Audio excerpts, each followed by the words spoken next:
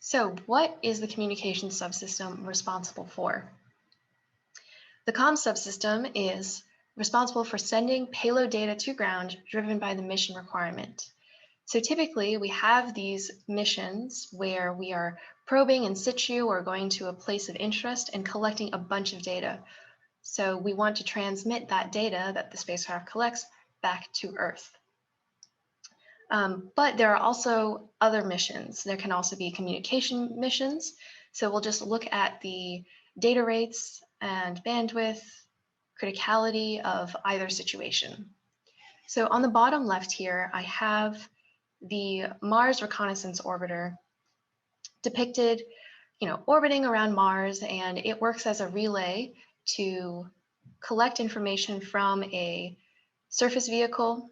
It also has instruments of its own that it wants to collect data from and then send all this back to Earth. When you are orbiting around Mars, the data rate direct from Mars to Earth varies from about 500 bits per second to 32,000 bits per second, or about 32 kilobits per second. This is roughly half as fast as a standard home modem. The data rate to the Mars Reconnaissance Orbiter is selected automatically and continuously during communications and can be as high as 2 million bits per second. So that's about 2 megabits per second. The data rate to the Odyssey Orbiter, so a different one, is between 128,000 or 256,000 bits per second. If you look at this mission over here, so this is a Starlink satellite dish, where the whole point of SpaceX's Starlink constellation is to provide broadband internet service. When you're dedicating your spacecraft fleet to just communications, you can see download speeds ranging from 11 megabits per second to 60 megabits per second. So we're seeing maybe a magnitude more of data rate when it comes to a low Earth orbit constellation that's dedicated to communications. Up here, we have just a depiction of how information capacity varies with frequency.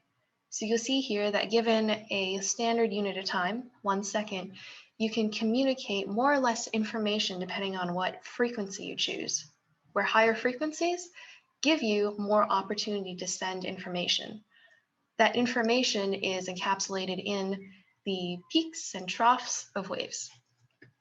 You can think of these as encoding some kind of either some continuous value, depending on the amplitude, or if you're thinking about discrete, you'll have square waves where it's just like a 1 or a 0.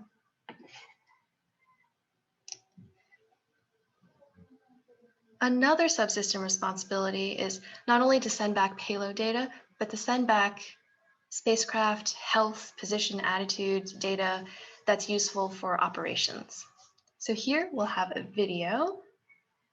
This is a video of a Mars exploration rover entry, descent, and landing maneuver.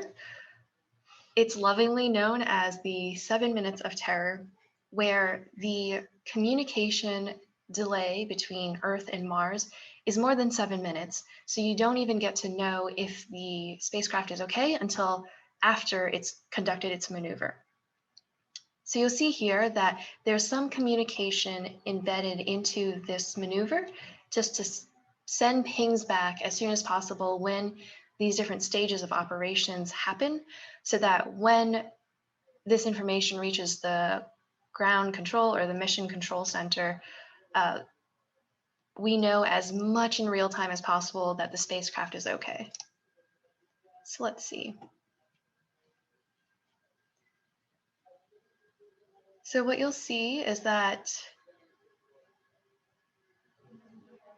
there is communication that is just being transmitted at a very, they're called tones. They're actually in audio form, where the wrapped up rover with its EDL stages is transmitting this health information initially to Earth, but then now relaying through the Mars Reconnaissance Orbiter. there were tones at the very beginning, but then as the stage made contact with the Mars Reconnaissance Orbiter, the spacecraft started sending data, actual data. So let's just look at that again. Initially, they're just audio tones. You can send data in both audio and also in data. Just little boop boop boop boops, and then once the MRO comes in contact, then we actually see the zeros and ones that signify data. Anyway, the point of this is that transmitting health of the spacecraft, like whether it's alive or not, how high it is in the air while it's doing these maneuvers, that's important stuff that the communication subsystem needs to think about. Okay, on the other side, so not only the transmission of data, we also need to transmit commands from ground station to the satellite or spacecraft. Here we see the mission operations complex at ISTRAC before commencement of an orbit raising burn for Chandrayaan-2. This is a view of what a mission control center could look like. There are many different agencies that have their own mission control centers, but the general, the main screens are going to show the same kind of stuff, where there's some kind of schedule of events. You want to know your orbit. You want to know how your spacecraft is oriented in space, where it is above space. You have all of these operators that are coordinating with each other what commands to send. And then through this mission control center, through this coordination, they send some kind of command. And that goes through some communication network, so through wires to a ground station, and that ground station transmits to the spacecraft. So the communication subsystem lead needs to be responsible for making sure all of that infrastructure, all of that like cabling, and so this node at the Mission Control Center, the cables to the ground station to the spacecraft, that entire flow is good, is in place.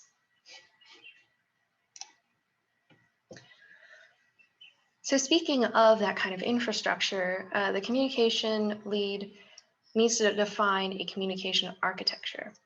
So let's go through the different parts of the architecture. We have our spacecraft. Let's just observe the James Webb Space Telescope. You've got your space segment, you've got your launch segment. And like when the spacecraft is still within the rocket, you can communicate directly with the rocket. But after, so that's this link here, but after when the spacecraft is on its own, the spacecraft needs to communicate to a ground station.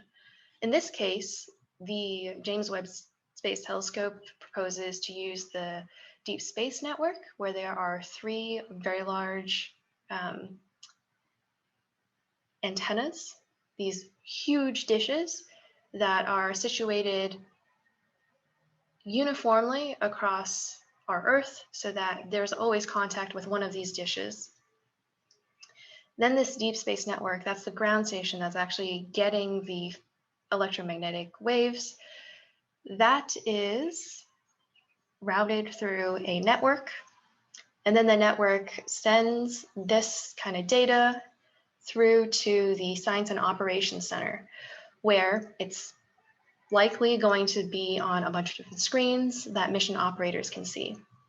And so in the Science and Operations Center, this is more for mission ops, but you can segment them into different functions like observatory simulators, flight operations subsystems, splitting into all the different subsystem, health checks, like each mission operator would. I think I'm getting into too much detail, but anyway, there's this whole network and infrastructure underneath this ground segment that the communication system needs to think about. It's not responsible for creating this infrastructure, but you'd have to coordinate with the ground segment lead to make sure that you understand this routing, the amount of data that can go through, the communication protocol, so that you can take care of this side, this spacecraft to the ground segment side. So yeah, hopefully that gives you a little bit of context as to what a communication architecture is. Okay, another subsystem lead responsibility is to select a radio frequency and get a license for that radio frequency.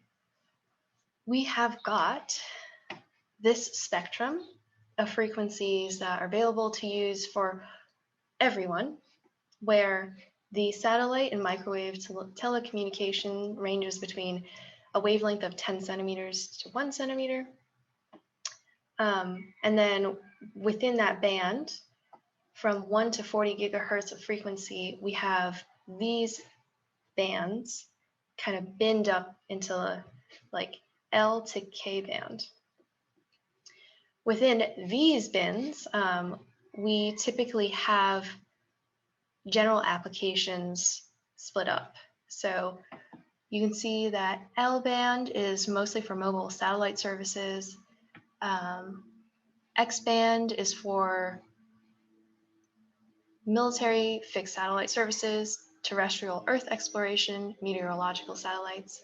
So X corresponds to 8 gigahertz to 12. Let's see, another notable one, Ka band.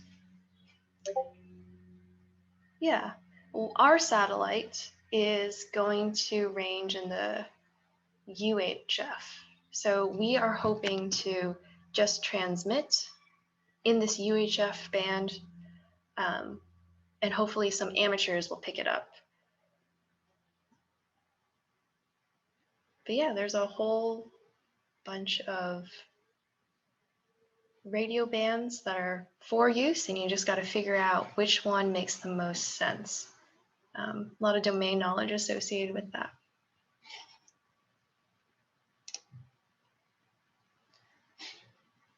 Okay, another responsibility is to juggle the number and position of ground stations available to use.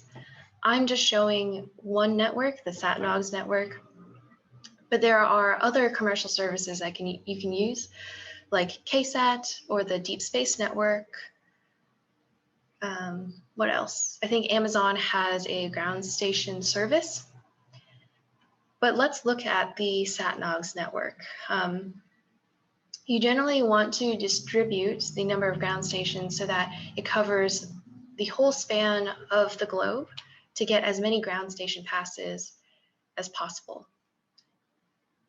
So we have Hawaii very much on the left here, but we do have a lot of other, crowdsourced SatNOGS operators in North America, South America, a lot in Europe, not as many in the Mideast or Southeast Asia, some in Australia. So having a paid service, there are trade-offs to what kind of networks you use. You want to see how much money you have. If you don't have that much money, then a crowdsource option like this could make sense, but a lot of that cost is put on the individual users, and then there's a lot of labor effort on your part to try and organize the different users. Whereas if you pay for some kind of service, it may be expensive, but at least there's a reliable connection and there's some quality to that service. So yeah, this responsibility would have to be coordinated with the ground segment lead, but the spacecraft bus communications lead needs to know where these ground stations are to know how frequently the spacecraft will be communicating with ground. So further down the line, we're talking about actual signals. The communications lead needs to select and code the compression, encoding, and modulation of signals to balance the loss of data and the bandwidth or data rate. Here I have a couple of noisy signals that are modulated. And then we have these decoding algorithms. So here you see a signal where individual bits are separated by these black lines. And you can see that, so here is just like a 0 level.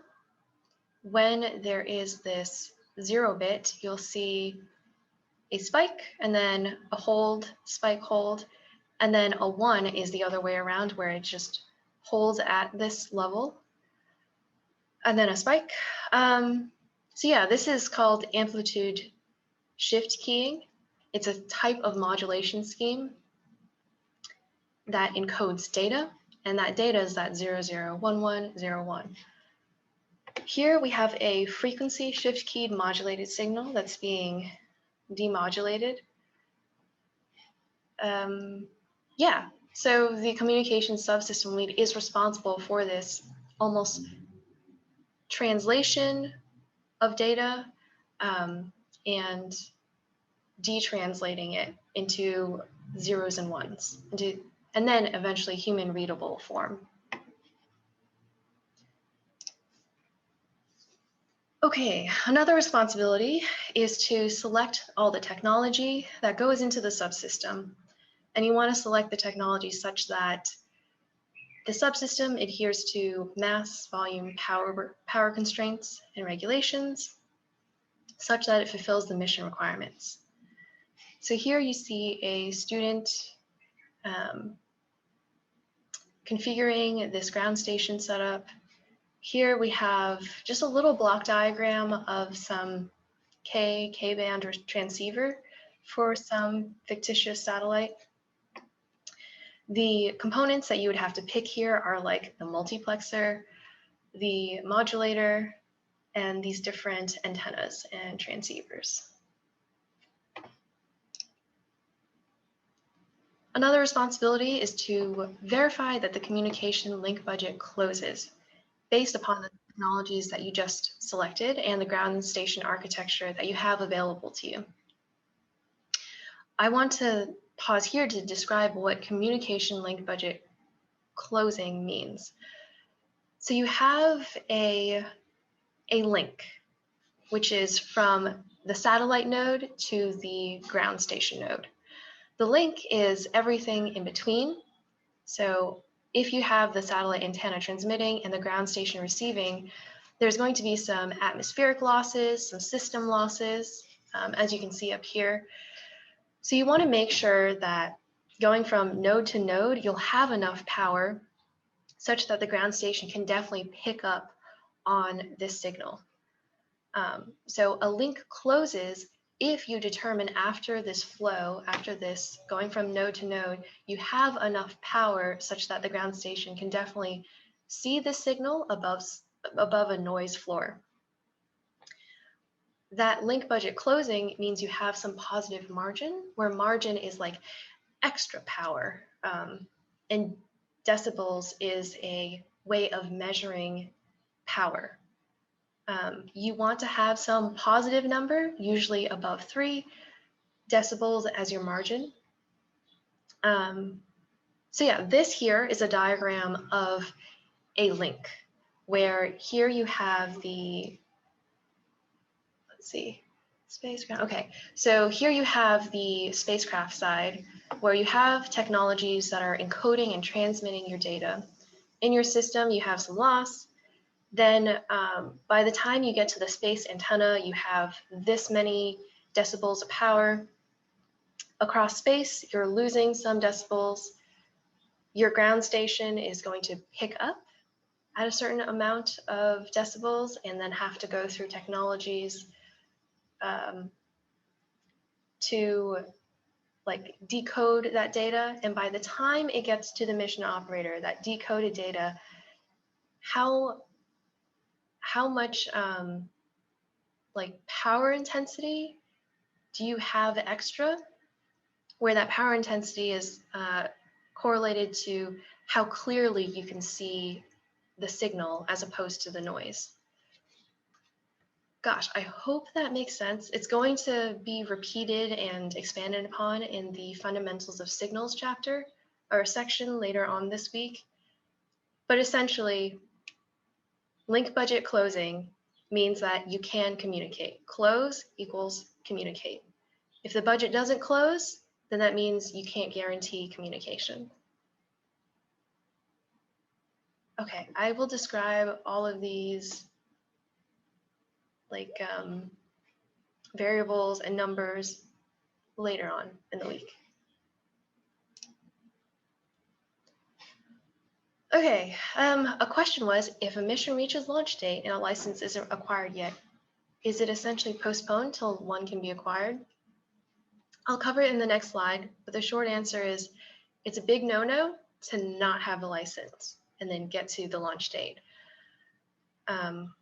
I don't even think that this mission would make it to the launch pad without showing that you have a license, because the launch provider would conduct a review that would reveal that you don't have a license, and they would choose not to integrate you onto the launch pad.